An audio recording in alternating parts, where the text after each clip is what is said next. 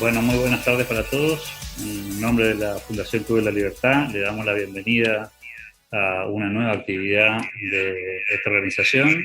En el día de hoy, probablemente con uno de los temas más interesantes de estos tiempos, tiene que ver con la situación en Ucrania y el conflicto con Rusia y las derivaciones que tienen en términos de la geopolítica global y especialmente en momentos tan particulares como los actuales, ¿no? Por ese motivo, hemos decidido convocar y estamos muy orgullosos y agradecidos de que haya aceptado nuestra invitación, quien hoy va a oficiar de expositor y nos va a ayudar a entender un poco mejor lo que está pasando. Estoy refiriendo a Mariano Causino, especialista en política exterior, ex embajador en Israel y Costa Rica, autor de Rusia, actor global y la Rusia de Putin. Nos va a hablar seguramente con mucho conocimiento sobre el tema y tal vez nos va a hacer entender a aquellos que estamos bastante lejos de estas temáticas que impactan en el mundo. Así que Mariano, muy agradecido porque haya aceptado la invitación y ya lo dejo con todas las personas que nos están acompañando hoy, recordándole a los amigos que nos acompañan que van a poder plantear sus inquietudes en el chat y al finalizar la exposición de Mariano vamos a tener la chance de generar alguna suerte de intercambio para conocer su mirada, su visión sobre las inquietudes que podamos plantear. Nuevamente, gracias Mariano y te escuchamos. Bueno, muchas gracias Alberto y los amigos de la Fundación. Bueno, me has pedido que habláramos sobre la crisis ucraniana, y habíamos puesto el título Detrás de la crisis entre Estados Unidos y Rusia. Yo preparé una pequeña exposición, digamos, un trabajo, ¿cómo se llama? Un PowerPoint. Quisiera, a ver, yo voy a probar si... Acá, un minuto. Ahí lo vemos. ¿Se ve bien? Bueno. Lo vemos. ¿Qué pasa en Ucrania detrás de la crisis entre los Estados Unidos y Rusia? Bueno, la situación es la siguiente. A ver, esto para ordenarnos, tenemos más o menos una hora, ¿verdad? Bueno, yo hablo 20 minutos, 25, y después hacemos preguntas.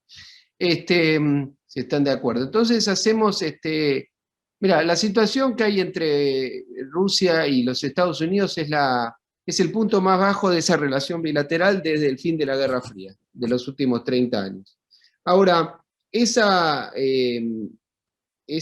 relación tan complicada tiene orígenes históricos muy largos y tiene un origen fundamental que es un malentendido que surgió después del fin de la Guerra Fría. Ahora, para entender cómo es Rusia, cómo es Estados Unidos y qué pasa en Ucrania, por qué Ucrania es persistentemente un conflicto geopolítico permanente, hay que entender algunas cuestiones históricas. La primera que alude este mapa es que en gran medida Rusia y Ucrania son parte de un mismo pueblo, al punto tal que lo que se llamó el Rus de Kiev, o el Kievan Rus, es el origen de la civilización o de la cultura rusa y ucraniana, por supuesto. Es más, Ucrania es anterior a Rusia, si se entiende en el sentido de que la civilización rusa nació en lo que hoy es Ucrania, y el Rus de Kiev era una serie se conoce por el Rus de Kiev, una serie de tribus y después de principados y entidades políticas que se fueron conformando, se fueron expandiendo, y esos están los orígenes mismos de Rusia, como ven en este mapa. Acá tenemos otro mapa. Estos mapas fíjense que ya son de hace unos 1000 años, porque son del 1100, y permiten ver cómo en torno a lo que después fue el Principado de Kiev se expandió el Imperio Ruso hasta hacia las distintas latitudes. Bueno, esta es una imagen de Ucrania, pero no tiene mayor importancia en este momento. Aquí les pongo un libro de Anne Reid, Borderline. La palabra Ucrania significa frontera, límite, borderland. La historia de Ucrania, y sigue estando hoy, es un territorio, es un país que tiene un problema de identidad nacional porque tiene dos tensiones permanentes. Una, que mira a Europa, otra que mira a Rusia, y por eso permanentemente hay un conflicto en ese país, porque tiene una suerte de doble, identidad nacional que entra en conflicto permanente, porque a su vez los dos sectores básicamente sostienen la integridad territorial de Ucrania y la no división del país. Ahora, ¿qué pasó cuando cae la Unión Soviética? Bueno, cuando cae el muro de Berlín en 1989, se derrumban los regímenes socialistas de Europa Oriental y Europa Central y Oriental en 1989. Aparece el punto evidentemente que iba a suceder, que era qué hacer con la unificación, con Alemania, porque si Alemania se iba a reunificar. Y la reunificación alemana iba a provocó naturalmente un resquemor, una inquietud en la mayoría de los países europeos, porque cada vez que Alemania se fortaleció en la historia, por lo menos en la historia reciente de Europa y del mundo, eso trajo una desestabilización del balance de poder europeo y global. Fíjense cómo terminó la Primera, la Segunda Guerra Mundial e incluso antes. Ahora, en ese momento, los Estados Unidos apoyaron la unificación alemana contra la opinión de la mayoría de los líderes europeos, por ejemplo, de Margaret Thatcher, de Gorbachev, de Giulio Andreotti y de Mitterrand, que tenían esta inquietud. Pero en ese momento, por ejemplo, Margaret Thatcher dicen que dijo una frase que dijo: me gusta tanto Alemania que quiero dos Alemanias. En la idea de que una Alemania unificada era un problema para la seguridad europea y la estabilidad europea. Ahora, Estados Unidos, aceptando una suerte de verdad histórica que era inevitable, por otra parte, la reunificación alemana, le dice, en esta imagen que ven aquí en la pantalla a la izquierda, le dice el secretario de Estado James Baker, que era el secretario de Estado de Bush padre, le dice a Gorbachev, hace exactamente 32 años, en febrero del 90, le dice que la unificación alemana no iba a suponer que la OTAN se iba a expandir hacia el este. Dice, not an inch eastward, ni una pulgada hacia el este. Y eso es lo que los rusos consideran que hay una traición de Occidente, de los Estados Unidos, y por eso ellos entienden que hay una promesa incumplida, porque, como ven en este mapa, finalmente la OTAN se expandió hacia el este, a tal punto que en estos países que ustedes ven acá, la OTAN originalmente comprendía estos países, hasta acá, se expandió naturalmente con la unificación alemana, y se expandió a lo largo de una serie de oleadas de expansión que comenzaron en 1999, a lo largo hasta llegar prácticamente a la frontera rusa, porque aquí en el Báltico llegan a la frontera rusa. Y en el caso de Ucrania, que está aquí, la pretensión de expandir la OTAN hacia Ucrania ya es considerada inaceptable por Rusia. Ahora,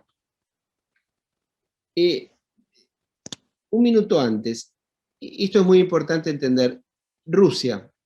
Rusia es el país más extenso del mundo, tiene un territorio interminable que recorre 11 usos horarios, dotado de inmensos recursos naturales, pero es una inmensa planicie, es un territorio muy fácil de invadir, y por eso siempre Rusia buscó expandir su territorio en busca de protección. Y la Unión Soviética había logrado un doble anillo de protección en todas las repúblicas soviéticas, que eran estas, más la del Cáucaso, más la de Asia Central, y un segundo anillo de protección que eran los países del Pacto de Varsovia, básicamente esto, Europa Central y Oriental, a lo largo de la cual la OTAN se expandió, y eso fue hecho contra a expensas de los intereses de seguridad rusos.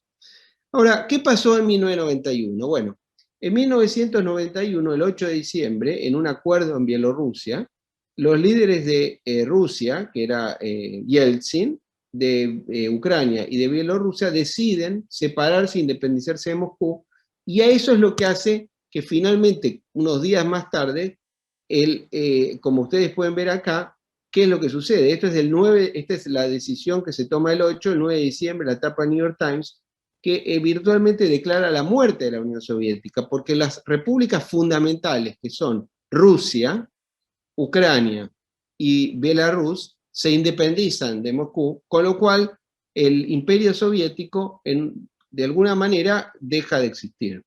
Esa situación se hace a pesar de lo que los Estados Unidos pretendían, porque unos meses antes, en un discurso famoso en Kiev, el entonces presidente George Bush padre, dijo, advirtió contra las tendencias nacionalistas suicidas que se podían producir si los ucranianos se independizaban, porque Ucrania es el país fundamental para la Unión Soviética y para el Imperio Ruso, a tal punto que hay una frase muy recordada de Brzezinski, que dijo que Rusia es un imperio cuando controla Ucrania y Rusia deja de ser un imperio cuando deja de controlar a Ucrania.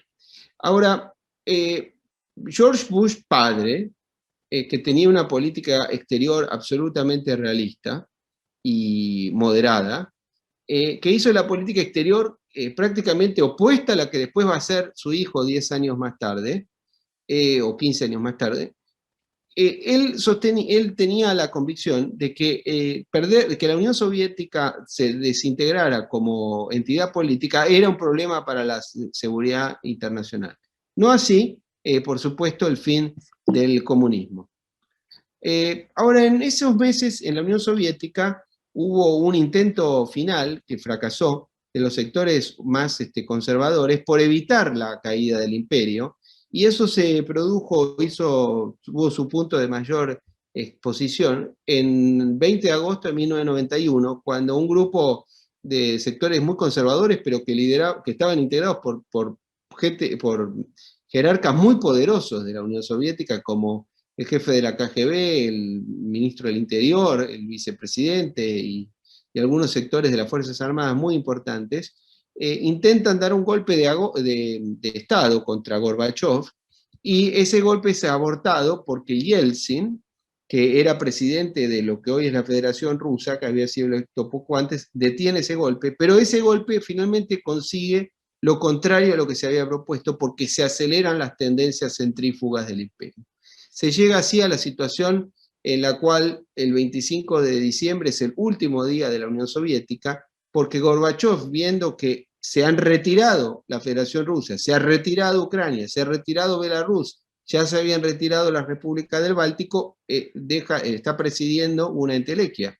Esto es el equivalente a que si usted tiene un país como los Estados Unidos y se le va a California, se le va a Nueva York, se le va a Texas, se le va a Florida, bueno, finalmente el presidente de ese país no preside nada, o si la Argentina se retiraran las provincias. Pero además, hay que entender, se han retirado los estados fundamentales de ese imperio. Así se llega al último día de la Unión Soviética, donde los ciudadanos soviéticos hasta ese momento ven esa situación, y contrariamente a lo que se cree en Occidente normalmente, eso se vivió en la Unión Soviética de una manera extremadamente traumática, porque por un lado la calidad de vida en la Unión Soviética era muy mala con respecto a Occidente, por supuesto, pero tenía un sistema que le daba mucha estabilidad a la población.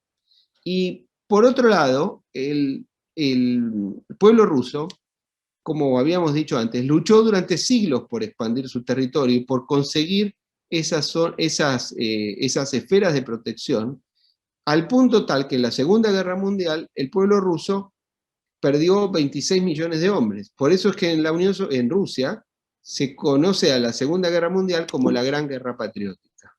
Bueno, allí se produce el episodio que algunos recordarán de cuando se cambia la bandera roja por la bandera tricolor, y esto generó en la Unión Soviética, y ahora ya en la Federación Rusa, y en el liderazgo ruso y en el pueblo ruso, el fantasma de volver a atravesar los traumas de la historia de ese país, que a lo largo de la historia fue invadido permanentemente por esta situación geográfica que decíamos de que es una inmensa planicie muy fácil de invadir, que fue invadida por los mongoles, que fue invadida por los lituanos, por los polacos, que fue invadida por tantos otros, y que en los últimos 2 siglos sufrió la invasión de 2 fuerzas provenientes de Occidente, como fueron la invasión napoleónica en 1812 y la invasión de la Alemania nazi en 1941.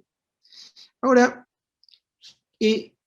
ese país, ese imperio, había logrado, como decíamos, esos 2 anillos de protección. Uno es, aquí está Rusia, lo que hoy es Rusia, la Federación Rusa, pero aquí hay 14 repúblicas que integraban la Unión Soviética, que son las del Báltico, Belarus, Ucrania, Moldavia, y las del Cáucaso y las de Asia Central. Ahora, Ucrania, ¿por qué es tan importante para Rusia? ¿Por qué George Kennan dijo Ucrania es a Rusia lo que Pensilvania es a los Estados Unidos? George Kennan es el autor de la teoría de la doctrina de la contención, es un diplomático fundamental de la segunda mitad del siglo XX en los Estados Unidos, fue embajador en la Unión Soviética poco tiempo, pero él poco antes, cuando todavía no era embajador, escribe lo que se conoció como el Long Telegram, un largo cable diplomático, lo escribe en 1946, que después lo publica Foreign Affairs con el título de Mr. X, porque no podía firmarlo, pero todo el mundo supo después quién era. Pero ese cable, que después tiene la forma de un gran artículo, que tiene valor hoy, aunque parezca mentira, hoy sigue teniendo el valor pleno, que se llama las fuentes de la conducta soviética, the sources of the Soviet conduct. Es el origen o la explicación de las razones, tal vez, de la conducta soviética. Y ahí lo que dice exactamente, acá puse algo que no va, dice exactamente que el sistema soviético, el sistema comunista tiene un problema inherente que finalmente va a caer. Ahora, ese imperio, como ustedes ven, había logrado este segundo anillo de protección después de la Segunda Guerra Mundial, que son las repúblicas, son los países del Pacto de Varsovia, y a lo largo de los cuales la OTAN avanzó en los últimos 20 años. Volvemos a Ucrania. ¿Por qué Ucrania es tan importante? Ucrania es un país de 45 millones de habitantes. Ucrania tiene aproximadamente un tercio de la población rusa. En Rusia hay 140 millones de habitantes, Ucrania tiene 45, pero Ucrania tiene las praderas más fértiles del mundo, al igual que algunas que hay en la Argentina, que hay en el sur de Brasil, que hay en los Estados Unidos y en algunos otros lugares. Pero Ucrania era el proveedor de riqueza para el imperio ruso. Y Ucrania es el punto de acceso a los mares templados. Por eso la península de Crimea es tan importante que estamos viendo acá. Ahora, en Ucrania hay una situación, como indicábamos, de permanente tensión entre las dos tensiones, entre las dos vocaciones, la vocación europea, que se expresa en este sector del país, y la vocación rusa, que se expresa en este sector del país.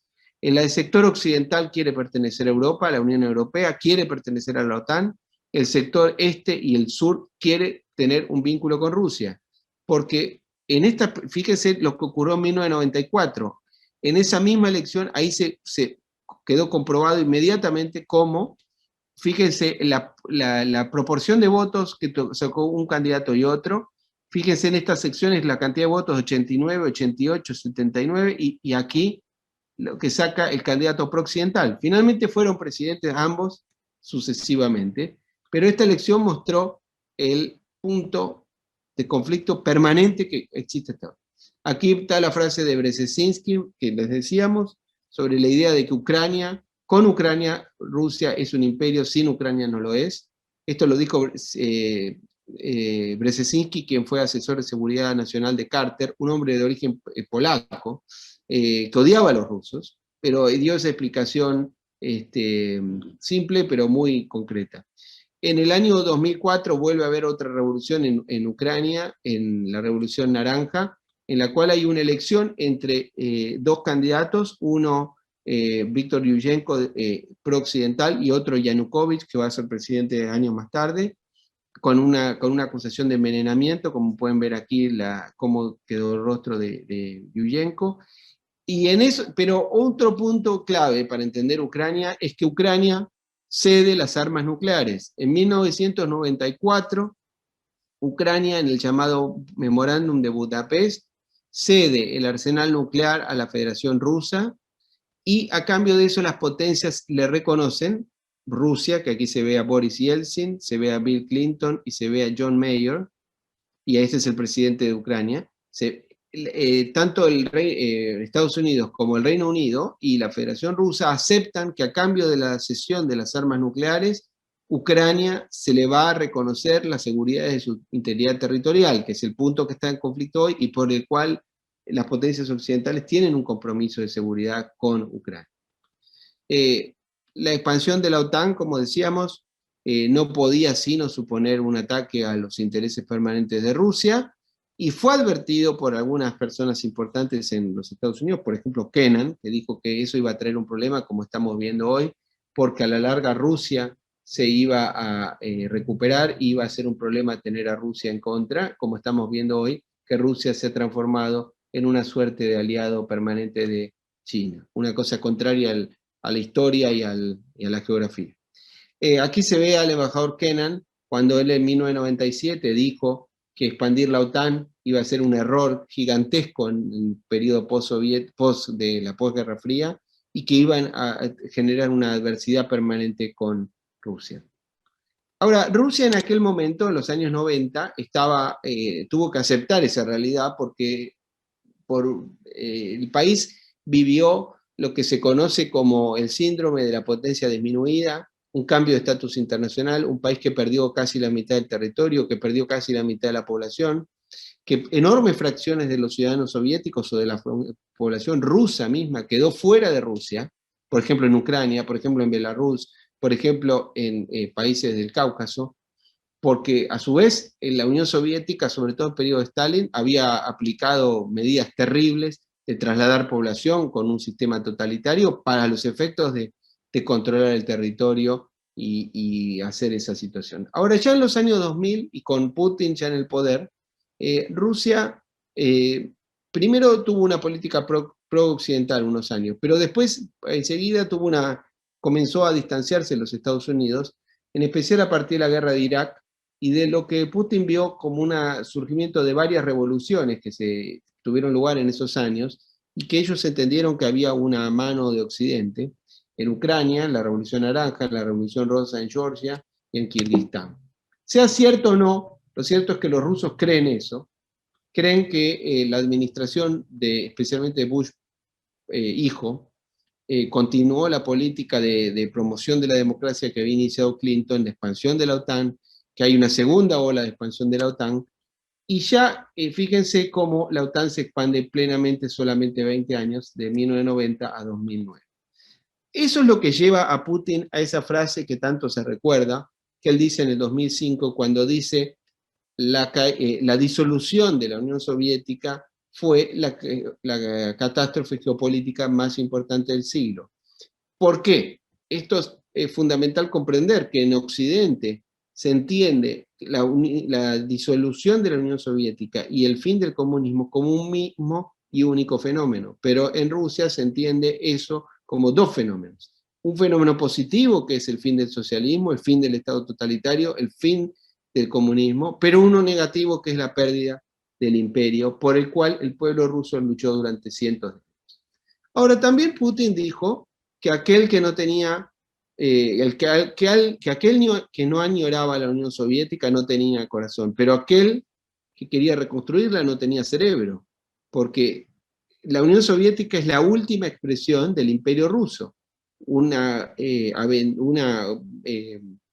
empresa nacional de ese pueblo que por 500, 600 años. Entonces, es altamente probable que no pueda lograr reconstruirlo, ni mucho menos en el presente inmediato.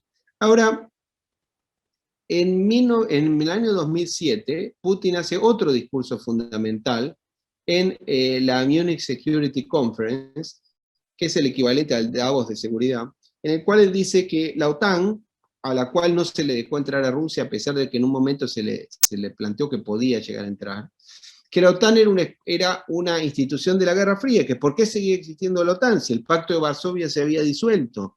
¿Por qué existía la OTAN si ya Rusia no era enemigo de Occidente?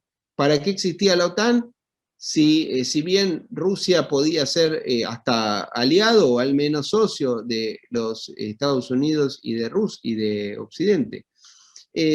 Y así se llega al punto que en el 2008, en la cumbre de la OTAN, en Bucarest, en Rumania, se llega a una situación confusa, porque las potencias occidentales, algunos países europeos, pero también Estados Unidos en el final de la era Bush, de alguna manera seducen a los líderes de Ucrania y de Georgia con la idea de que podían ingresar a la OTAN. Sin embargo, nunca les extendieron una invitación formal, una adhesión formal, Porque por otro lado, para adherir a la OTAN, para ser admitido como miembro de la OTAN, los países tienen que tener resueltas todas sus situaciones de frontera. Ni Ucrania ni Georgia tienen por supuesto, resueltas esas situaciones. Por lo tanto, no pueden ser miembros de la OTAN, aunque quisieran.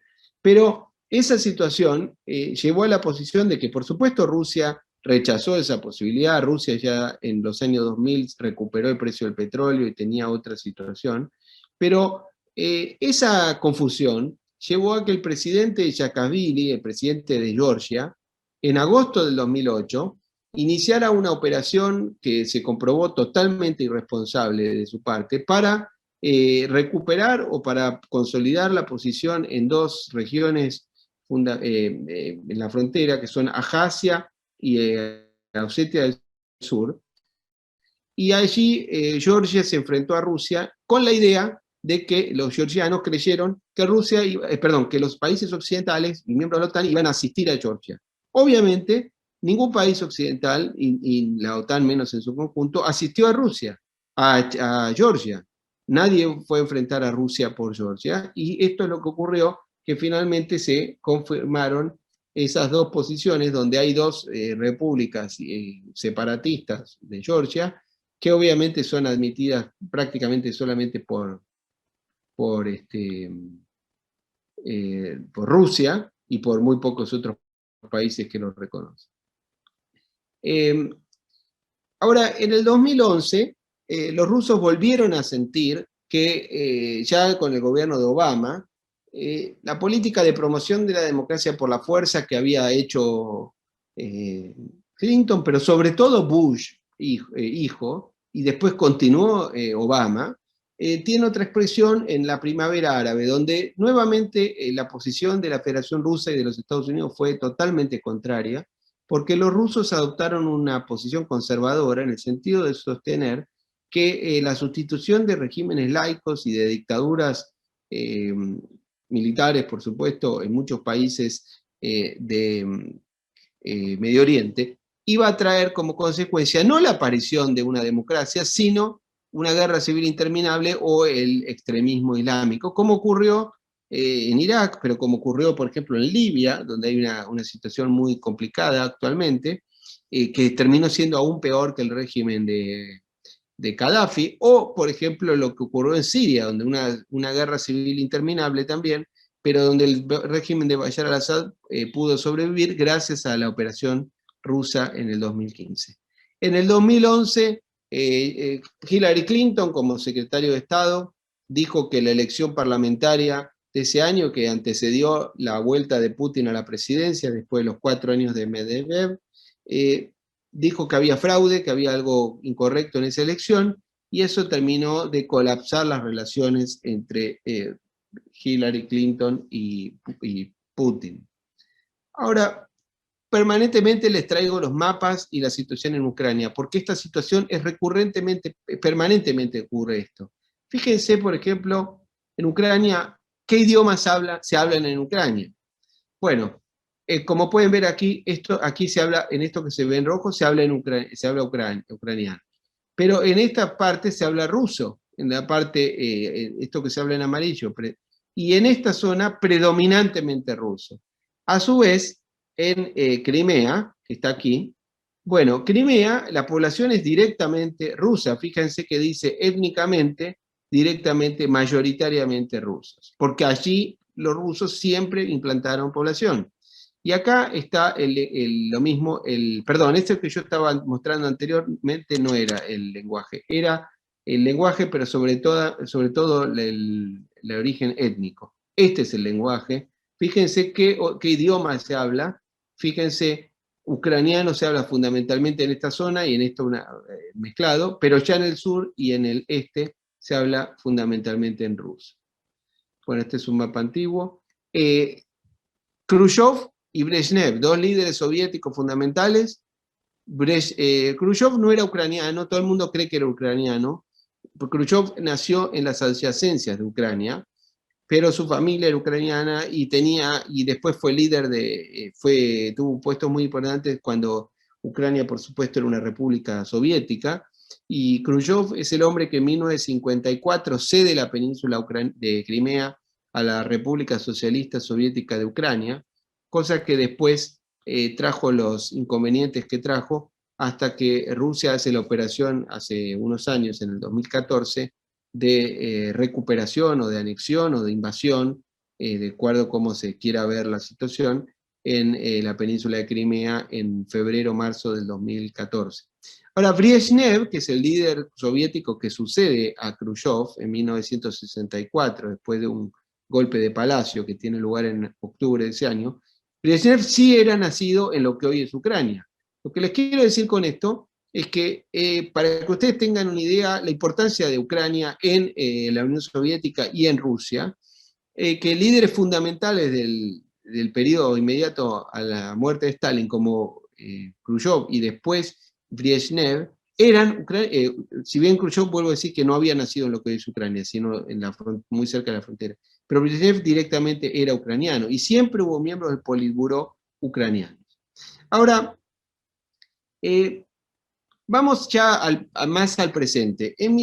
La última crisis en Ucrania fundamental fue en el 2013-2014, y después esta última crisis que estamos viviendo ahora. ¿Qué ocurrió en el 2013-2014? Bueno, en noviembre de 2013, en Ucrania había un presidente, esta vez prorruso, Víktor Yanukovych.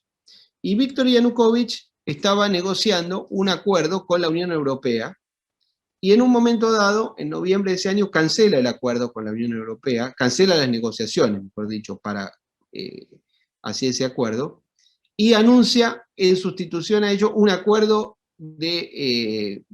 con la Federación Rusa, que le cancelaba una serie de deudas y le daba una serie de facilidades. Eso provocó que en la plaza, que en Maidán, en Kiev, en el sector occidental del país, hubo un levantamiento enorme, porque obviamente ellos estaban con la esperanza, la idea de que podían llegar a pertenecer a la Unión Europea, si bien era muy complicado por los problemas que hemos descrito anteriormente, pero eso provocó un levantamiento del sector occidental y una represión muy fuerte de la autoridad del gobierno de Yanukovych. Se produjeron muertos finalmente, y eso terminó siendo destituido Yanukovych y huyó a Rusia.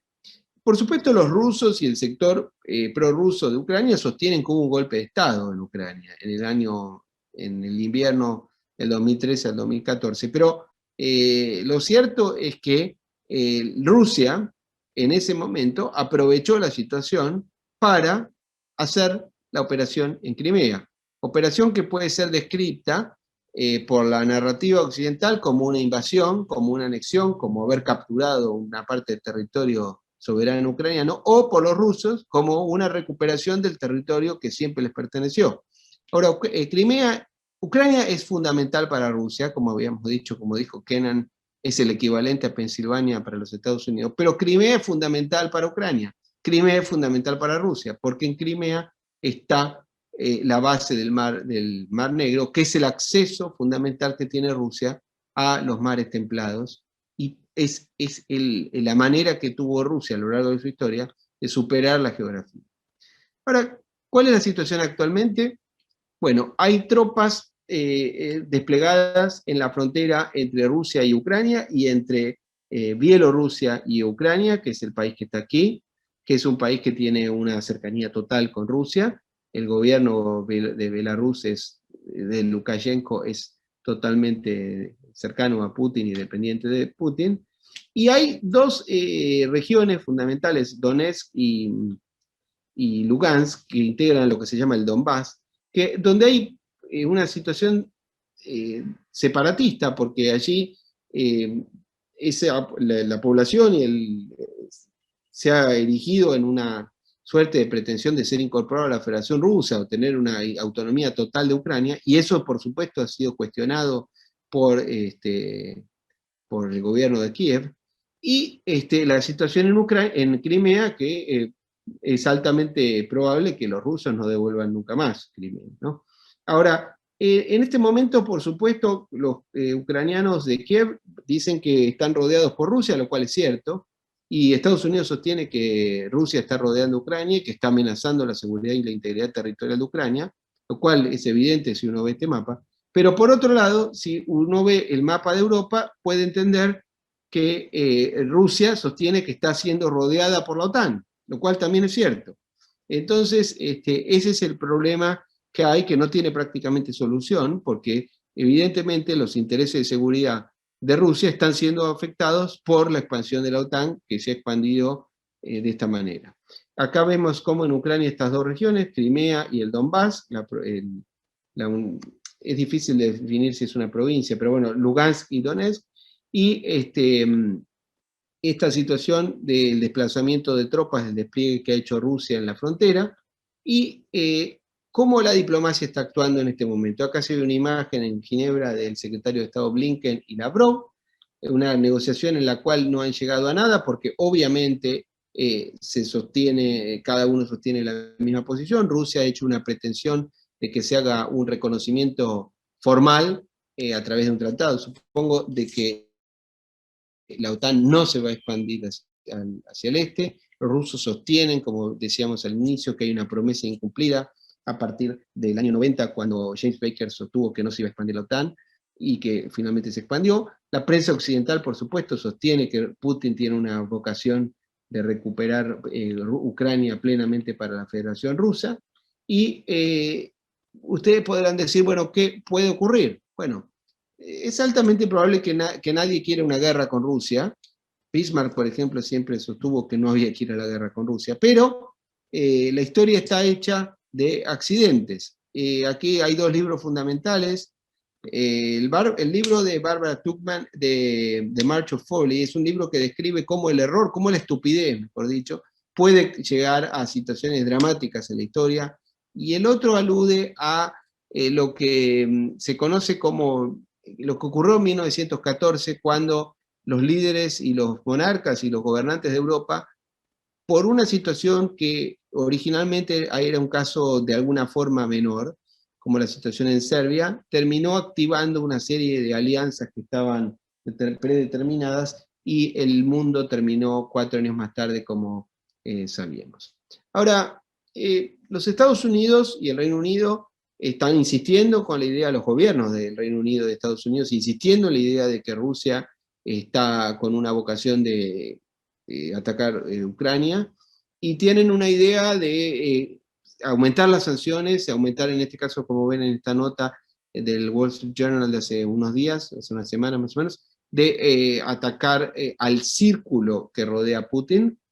Pero esto tiene como consecuencia una profundización de una tendencia que Rusia está haciendo hace varios años, y que se intensificó a partir de la crisis del 2014 y de las sanciones que tuvieron lugar después de la operación en Crimea, en la cual los rusos profundizaron su relación estratégica con China, lo cual es un ataque, es un menoscabo a la posición de Occidente en general, de los Estados Unidos en particular, porque en todo caso lo que debería hacer Occidente es intentar evitar un surgimiento de un bloque ruso-chino, y en todo caso debería procurar una política parecida a la que en los años 70 hizo Nixon con Kissinger, que era intentar o procurar una mejor relación con Moscú y con Beijing que la que tuvieran ellas entre sí. Hoy la potencia a contener por Occidente no es la ex Unión Soviética, es China.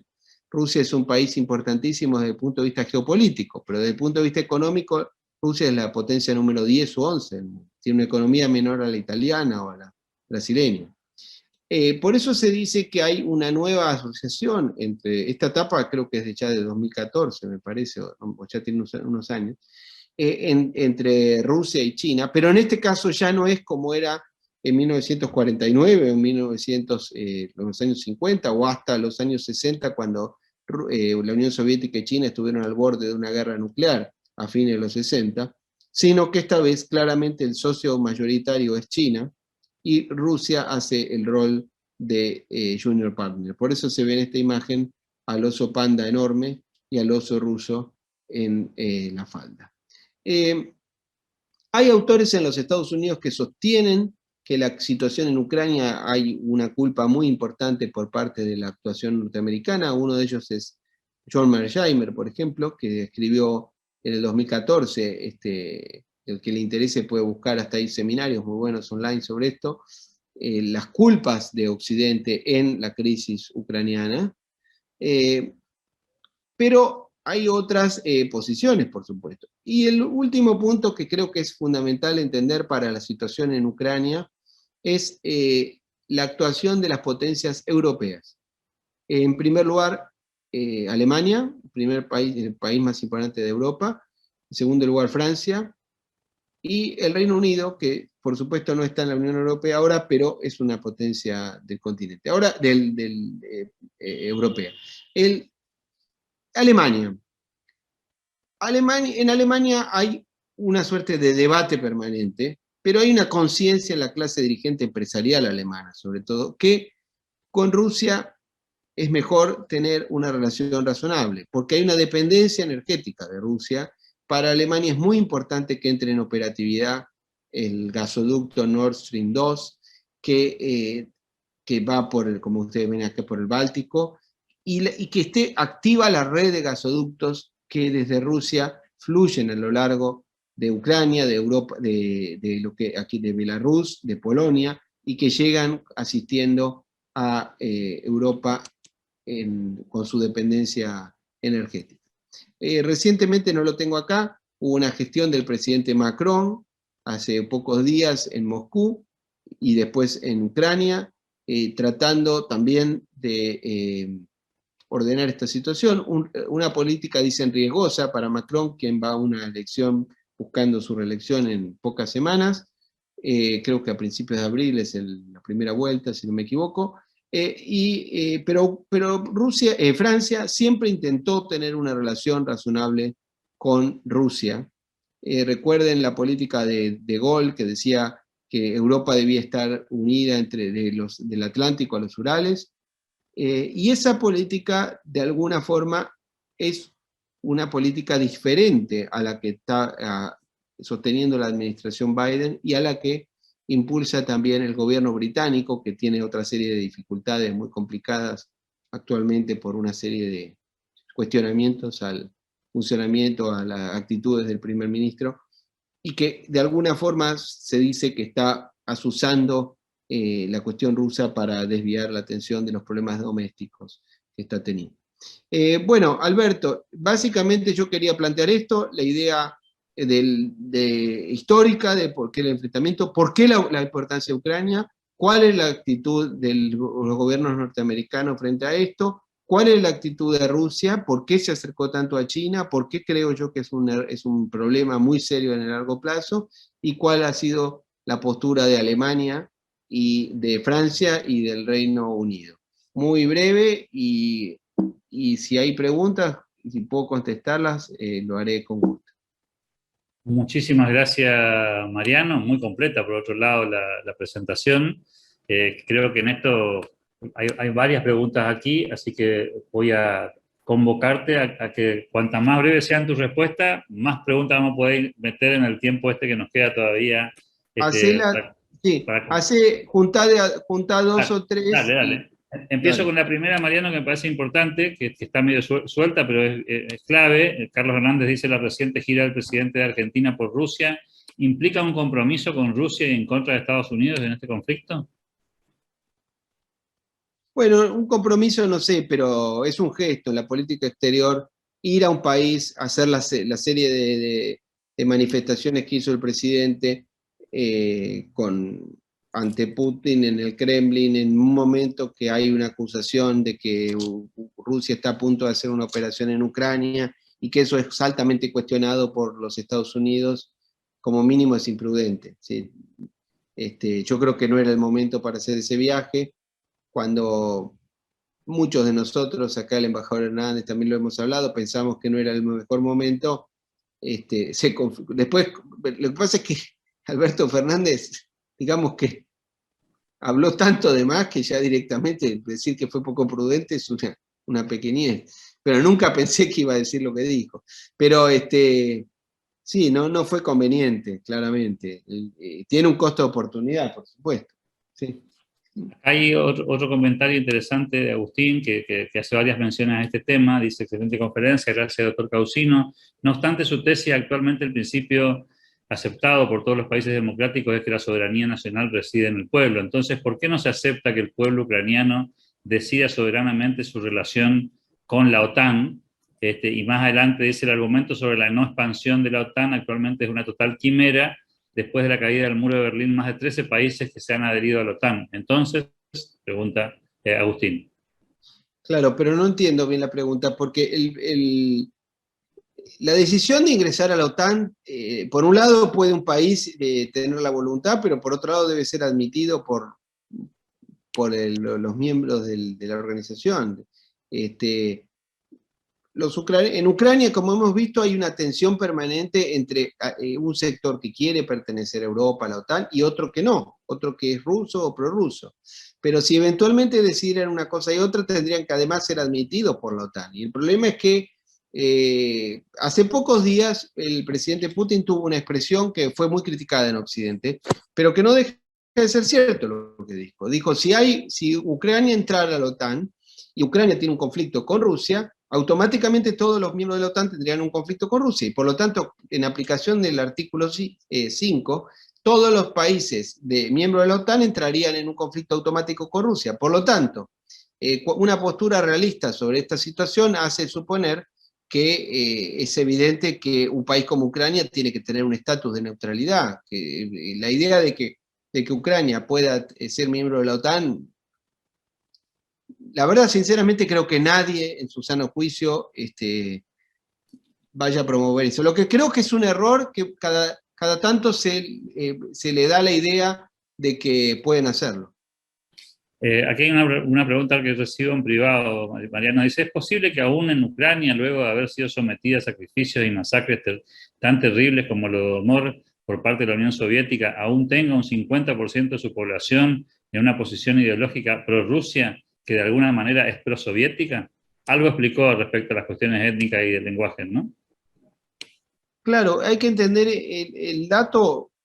En la política internacional, la geografía, la historia y las características de una población son elementos que no son posibles de ser modificados. Entonces, son datos de la realidad que un gobierno, que un político, que un estadista tiene que tener en cuenta, porque si no, lo que puede terminar ocurriendo es que se genere una situación peor que la que existía antes del inicio de esa. El caso más extremo es lo que hablábamos de la primavera árabe. La idea de que usted puede implantar la democracia por la fuerza en el Medio Oriente. Es una idea que puede ser románticamente interesante, pero es totalmente contraria a los intereses, en primer lugar, de la gente que vive allí, a la que usted supuestamente está queriendo beneficiar y está terminando perjudicando. Por eso es que las visiones idealistas de la política internacional, o que en Estados Unidos se llaman los liberales en materia de política internacional, que no tiene que ver con el concepto de liberales de aquí, sino de lo contrario a los realistas, a la larga son tan problemáticas estas posturas, ¿no? Fíjese lo que pasó en Irak, por ejemplo. Aquí tenemos otra. Esteban dice: ¿por qué hace años la guerra de Rusia versus Georgia y la adición de Crimea a Rusia no llamaron la atención como el conflicto actual de Rusia versus Ucrania? No, pero en el 2014 hubo un gran cuestionamiento a Rusia en ese momento. El gobierno de Obama, en el que el secretario de Estado era Kerry, que actualmente es el encargado de la política para el cambio climático, él dijo que Rusia se estaba comportando con parámetros del siglo XIX en pleno siglo XXI, y le aplicaron una serie de sanciones terribles. Y por otro lado, hay sospechas de que hubo un acuerdo parecido a los del mediados de los años 80 para bajar el precio del petróleo. El precio del petróleo bajó mucho en ese tiempo y eso le provocó un daño importante a Rusia. Pero ¿qué hizo Rusia? Firmó un acuerdo con China de provisión energética, que no se conocen los detalles, pero que es altamente probable que sea enormemente beneficioso para China, y eso es lo que a la larga es un problema para Occidente: el fortalecimiento de China, en este caso, a través de prácticamente no dejarle otra alternativa a un país como Rusia, que es un país económicamente no es central, pero que es geopolíticamente decisivo, que es el poseedor del primero o el segundo arsenal nuclear más grande del mundo y que tiene una geografía que hace que sea un actor fundamental del sistema internacional, que es una de las tres grandes potencias de este mundo. Hernán dice, ¿a qué se debe que Rusia no se suma a la Unión Europea? Yo supuse que una vez caído el muro y con la desaparición del comunismo, había buenas posibilidades de que eso sucediera. Bueno, lo que se habló en su momento fue, no la Unión Europea, se habló de la posibilidad de que Rusia ingresara a la OTAN. Y eso en algún momento se estableció un foro Rusia-OTAN, pero finalmente no se hizo. Ahora esto confirmó la idea que tienen los rusos de que han sido siempre postergados por Occidente. Rusia es un país, no es un país occidental, tampoco es un país asiático. Los rusos sienten que son una civilización en sí misma, una civilización euroasiática. Ahora, Rusia es un país que tiene una población muy pequeña para el tamaño de esa geografía. Tiene 140, 145 millones de habitantes, una población declinante. Rusia es un país, es una nación, fue un imperio que siempre procuró expandirse y que vio la modernidad en Europa. Por eso un gobernante fundamental de la historia rusa como Pedro el Grande, fundó la ciudad de San Petersburgo, después Leningrado, hoy San Petersburgo nuevamente. ¿Por qué? Una ciudad europea, moderna, totalmente moderna. ¿Por qué? Porque era la ventana a Europa, la ventana a la modernidad. Y esa tensión en el país está presente en las dos ciudades, en Moscú y en San Petersburgo, que una expresa una cosa y otra expresa otra. Martín dice, ¿cómo los rusos siempre tuvieron un sentimiento de inferioridad, de no ser admitidos por Europa como una potencia europea al mismo nivel. Y además Rusia siempre sintió una postergación, porque en Rusia no se produjo plenamente en el mismo grado de intensidad que en Europa el iluminismo, la ilustración, la separación de la Iglesia y del Estado. La Iglesia ortodoxa rusa es casi una dependencia del Estado ruso. No sé, estos fenómenos son los que hay que entender para comprender por qué no se le pueden aplicar las categorías de democracia, de gobierno limitado que existen en Occidente. Por eso los idealistas, cuando dicen que Rusia no es un país democrático, por supuesto que no es un país democrático, nunca lo fue. Pero lo que le puedo decir es que hoy hay más libertad en Rusia que la que hubo nunca jamás en su historia. Porque si usted se va para atrás, está la caída de la Unión Soviética. Si se va para atrás, está la era Brezhnev. Si se va un poco más para atrás, está Stalin y los crímenes del estalinismo, las purgas. Y un poco más atrás, la guerra civil. Y antes, el feudalismo. Aquí dice Martín, ¿cómo es la situación interna de Putin? ¿Se habrá pasado de bravuconada y ahora tiene problemas internos si va a un conflicto? Y con otra pregunta que está muy cerquita, que dice, ¿por qué Rusia teme de su seguridad sin estos países a su alrededor para que la protejan? ¿Qué es lo que le faltaría para sentirse a salvo? Lo que le faltaría para sentirse a salvo son montañas, por ejemplo. El dato inmodificable de la geografía hace que Rusia, a lo largo de su historia, fue invadido sucesivamente por potencias extranjeras y en los últimos 2 siglos por 2 potencias occidentales. Francia, con Napoleón, 1812, la Alemania nazi, 1941, y hoy se siente rodeada por la NATO, por la OTAN. Entonces, es muy difícil de comprender, porque al mismo tiempo, si usted ve el mapa y ve cómo Ucrania está rodeada, da la sensación, y es cierto, de que Rusia se quiere comer a Ucrania. Pero al mismo tiempo los rusos sienten que la OTAN los ha rodeado y que tienen un poder económico infinitamente superior al de Rusia. Y que del otro lado está China, y que del otro lado, y que están en un continente rodeado de países con armas nucleares. Porque el otro punto que no hemos hablado aquí, que es fundamental, es entender que Rusia y los Estados Unidos son 2 países que han atravesado 2 historias estatales completamente distintas, opuestas. Estados Unidos es un país bendecido por la geografía. Es un inmenso continente de características insulares, protegido por 2 inmensos océanos, con 2 fronteras sencillas, una en el norte con Canadá y una sencilla en el sur. Es la potencia hegemónica en el hemisferio occidental. No hay ninguna otra nación en esta región del mundo que pueda rivalizar con los Estados Unidos. Estados Unidos controla el hemisferio americano. Bien o mal, hay gente que le gusta, hay gente que no le gusta, bien o mal, nos puede parecer horrible, espantoso o maravilloso, no importa, pero es la realidad.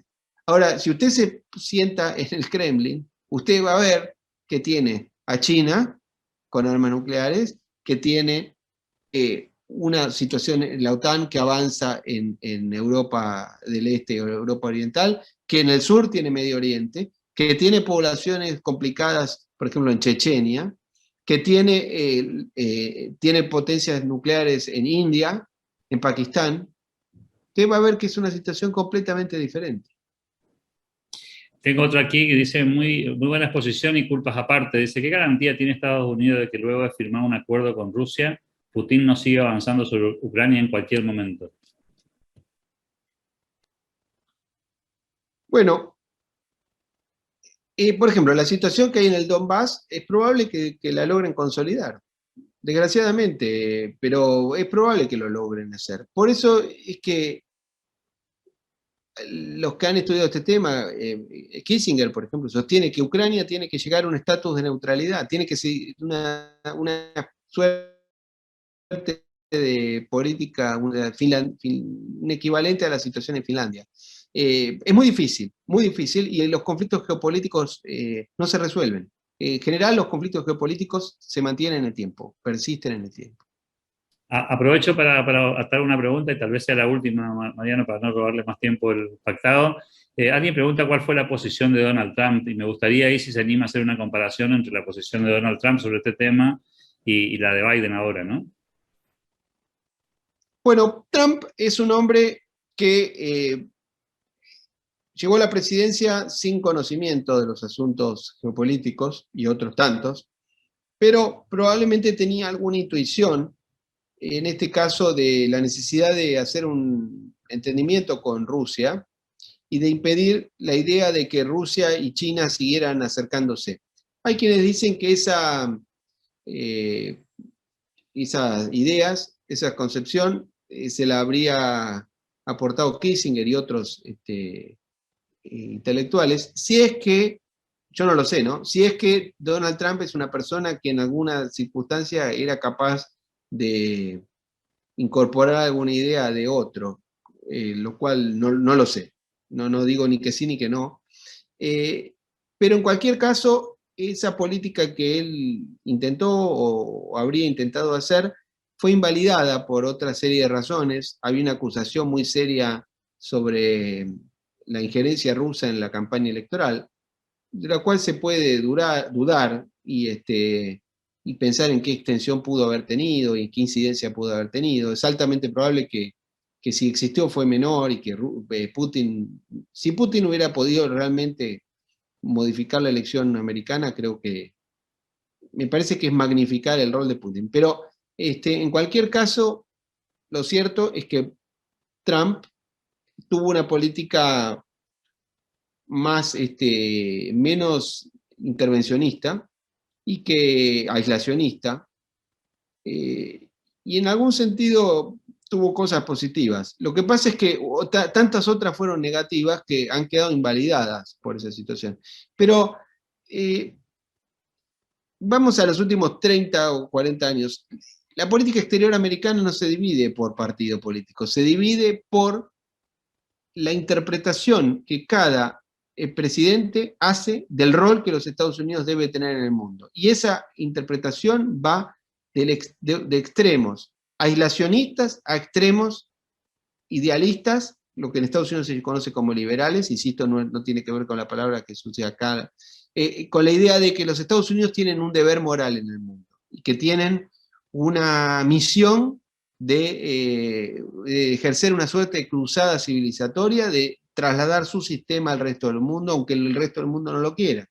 Otra política realista, como la que hizo Nixon, como la que hizo Bush padre, sostienen que los Estados Unidos deben actuar solamente cuando sus intereses vitales están comprometidos y no cuando no lo están.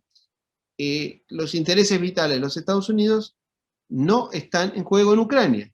y por lo tanto no debería comprometer la relación con un país tan importante como Rusia en Ucrania. Ahora, por supuesto, si usted habla con los ultra idealistas y liberales, insisto en el término americano, le van a decir que bueno, que Putin es un autócrata y que viola los derechos humanos y que por lo tanto Estados Unidos tiene que estar, bueno, y el presidente Biden ha hecho una división y una propuesta de que el mundo debe dividirse entre democracias y no democracias. Bueno, yo tiendo a no compartir eso, pero bueno, yo no soy presidente de los Estados Unidos, ni mucho menos, pero estamos acá conversando.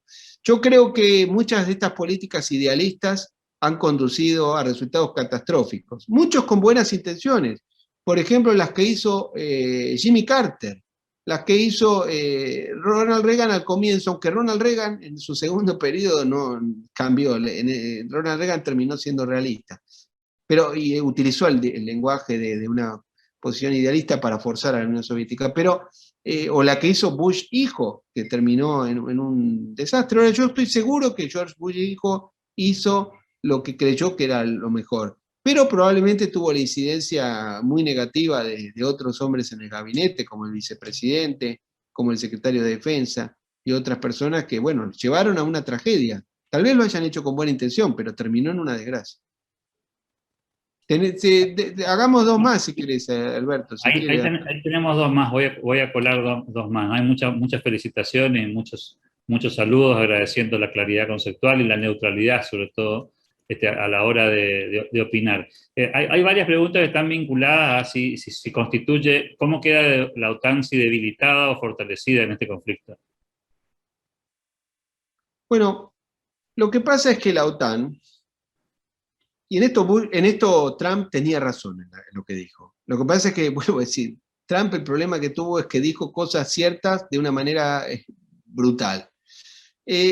Usted sabe que los miembros de la OTAN tienen un compromiso de aportar el 2% de su PBI en gasto de defensa. No sé si es la mitad, pero muchísimos países no aportan el 2%. Entonces, en los hechos, la OTAN ha sido un mecanismo por el cual los Estados Unidos le han garantizado la seguridad a Europa, que durante el periodo de la Guerra Fría y cuando la Unión Soviética era una amenaza global, realmente tenía una razón de ser y era plenamente entendible. Pero una vez que eso ha desaparecido como amenaza, bueno, la OTAN o ha perdido su rol principal o es dable suponer que hay muchos cuestionamientos a la OTAN. Ahora, por supuesto, en el sistema político norteamericano, y como dijo el famoso Speaker of the House, O'Neill, ¿cómo se llamaba? Tip O'Neill, me parece que era, que tiene ese famoso libro, All Politics is Local. Todo se decide finalmente por lo que afecta a cada representante, a cada senador que quiere ser reelecto cada 2 o cada 6 años. Y el complejo industrial militar es muy importante en los Estados Unidos. Esto ya habló Eisenhower cuando hizo su discurso de despedida el 17 de enero de 1961. Entonces, hay muchos intereses detrás de todo esto. Entonces, cuando se dice, no, nadie quiere una guerra, menos los que sí quieren una guerra. Y asusar permanentemente con esto, bueno, a la larga es un problema. Ahora, en el pueblo norteamericano hay una conciencia de que nadie quiere ir a una guerra, para ir a luchar por intereses, porque lamentablemente la experiencia de Irak y de Afganistán fueron catastróficas. Esta es la verdad. Entonces, lo que sí creo que es muy inconveniente es esta idea de que todo el tiempo se estimula a la dirigencia de países como Georgia o como Ucrania para hacer una operación o para hacer una cosa u otra que finalmente no lo van a asistir, como pasó en Georgia. Al que le interese mucho este tema, estudie la guerra de Georgia en el agosto del 2008, que ya hace 15 años, o sí, 14 años, en la cual Rusia todavía no tenía el nivel de equipamiento que tiene hoy, que ha demostrado, por ejemplo, en la operación en Siria, en el 2015-2016. La Hay última. uno que pregunta Pablo Pancita, ¿cómo cree que terminará la cosa en Ucrania? Bueno, es la pregunta extraordinaria. Y yo le voy a responder con una pregunta, me voy a escapar con una pregunta, con una respuesta, pero parece sencillo, pero no lo es. Le vuelvo a decir, los conflictos geopolíticos tienden a sostenerse en el tiempo. Es como si usted pregunta, ¿qué va a pasar en el conflicto entre Armenia y Azerbaiyán, en Nagorno-Karabaj? Es altamente probable que ese conflicto que continúe. Es como si usted pregunta el conflicto en Chipre. El conflicto en Chipre lleva 45 años, 1974, casi 50 años. Y bueno, y sigue, subsiste el conflicto en Chipre. Y si usted me pregunta las Malvinas, el conflicto de soberanía por las Islas Malvinas, bueno, ojalá lo podamos resolver el año que viene y recuperemos las Malvinas, pero es probable que así no sea. Entonces, los problemas geopolíticos tienden a mantenerse en el tiempo. Y normalmente las élites gobernantes lo que deben procurar hacer es administrarlos con el menor nivel de costos humanos y a la paz y a la seguridad internacional. La situación en Ucrania lamentablemente va a persistir, porque Ucrania, la población tiene las características que tiene, no tiene otras, tiene las que tiene. Ahora sí la última, Sí. ahora sí la última, Mariano, si te parece. Esta dice, si existe, ¿cuál es la capacidad real de Ucrania y Europa ante una eventual invasión rusa? Lo mismo para Europa sería la pregunta, ¿no? ¿Hay suficiente capacidad de daño para una guerra de escala relevante? Bueno, si hubiera una guerra sería una tragedia, sería una desgracia gigantesca, porque estamos hablando de una guerra en Europa, en un pueblo que prácticamente es el mismo pueblo, pero Rusia es un país Rusia tiene el arsenal nuclear más grande del mundo. Es una realidad. El mundo, el mundo no es el mundo tiene, por un lado, sus sistemas supuestamente democrático, en el cual cada Estado nacional tiene un asiento en las Naciones Unidas, y hay una equivalencia en el poder de los Estados. Esa es una parte, desde el punto de vista jurídico es cierto, pero en el plano del poder, no, el orden jurídico es una parte solamente. Usted sabe que el poder físico, dicen, es 9 puntos de la ley. El, los países que tienen armas nucleares no son equivalentes a los países que no tienen armas nucleares. Ahora, si usted me pregunta, tal vez los ucranianos se deben haber arrepentido del memorándum de Budapest, porque si Ucrania tuviera armas nucleares, tal vez sería otra historia. Ahora, era inevitable que eso ocurriera en 1994. Y bueno, yo espero que no haya una situación, pero nunca se sabe. Volvemos a 1914. 1914 es la demostración de que el error de cálculo, un incidente, una situación menor puede desencadenar una situación conflictiva que yo espero que no sea, pero lo que me parece que sí es preocupante es, hay una crisis, hay una suerte de, no sé si decadencia, pero sí de crisis de liderazgo en Occidente, y en especial en los Estados Unidos. Estados Unidos, desgraciadamente, digo desgraciadamente porque nosotros somos parte de Occidente, somos la periferia de Occidente, pero somos parte de Occidente. Nuestros valores son los valores occidentales. Y Estados Unidos es el primer país de la Tierra y es un país occidental y es un faro fue un faro un ejemplo para todos nosotros. Lamentablemente el liderazgo americano no ha encontrado resolver su rol en la posguerra fría. No lo ha logrado resolver, este gobierno no lo está logrando resolver, no lo logró resolver Trump, no lo logró Obama y mucho menos Bush hijo. Y Clinton, bueno, Clinton heredó una superpotencia, era una situación emergente de la Guerra Fría, pero la expansión de la OTAN era inevitable que trajera muchos problemas. Y hoy tenemos a China, que es una superpotencia económica, y tiene ahora un nuevo aliado en Rusia, cuando no debería tenerlo. Mariana Causino, más que agradecido desde el Club de la Libertad por este privilegio que tuvimos en el día de hoy de escuchar y entender mucho mejor lo que está pasando allí. Y seguramente nos quedarían un montón de preguntas para volcar. Hay un montón de felicitaciones por la presentación, por la claridad. Así que agradecidísimo y ojalá podamos molestarlo en otra ocasión nuevamente esperemos que con mejores noticias que la que tuvimos. En esta No, etapa muchas gracias, espero haberlos podido ayudar. Acá hay una última pregunta que me hacen sobre la sociedad de conocimiento, de Hugo Álvarez. No sé, ese tema no lo sé, no puedo hablar sobre lo que no sé. No. Ahí tenemos una sobre el papel de China en el conflicto, pero no quiero No, abusar el papel de China es el que hemos hablado. China es un país que está experimentando un ascenso a superpotencia económica y que tiene una pretensión, como cualquier país que asciende en el orden de poder, a tener un dominio y, si es posible, una hegemonía en Asia.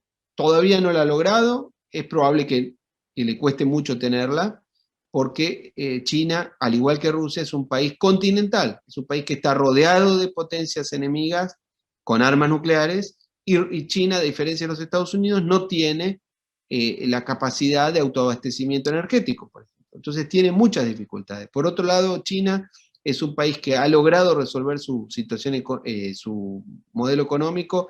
China es un rival mucho más importante que el que tuvo Estados Unidos en la Unión Soviética, porque China tiene un esquema económico que lo dota de un poder económico fundamental, pero China es un país que, al no tener las instituciones que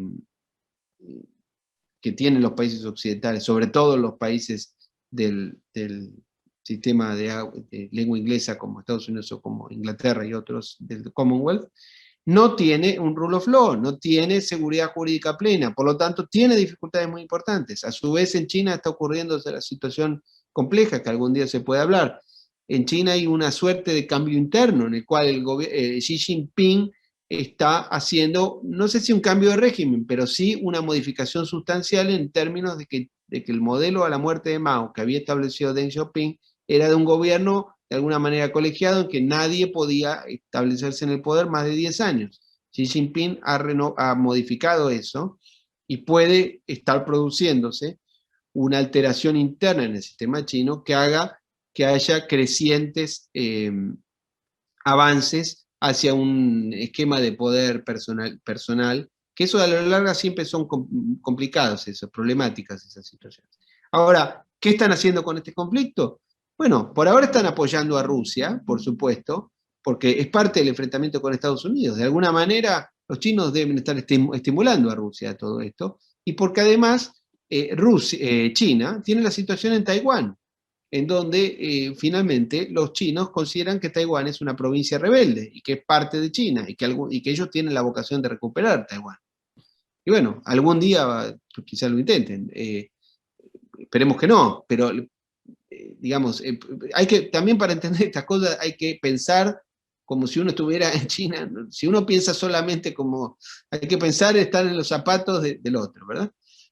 Así que acá dice uno, Ucrania es, Taiwán es el Ucrania. Bueno, sí. Bueno, hay muchos comentarios, les agradezco a todos, a los amigos. No. Su enorme paciencia, Mariano. Agradecidísimo por tanta generosidad y por tanto conocimiento. Gracias, un abrazo a todos, a muchos amigos allá en Corrientes y en tantos otros lugares. Hasta pronto y gracias a todos por estar y acompañarnos. Gracias.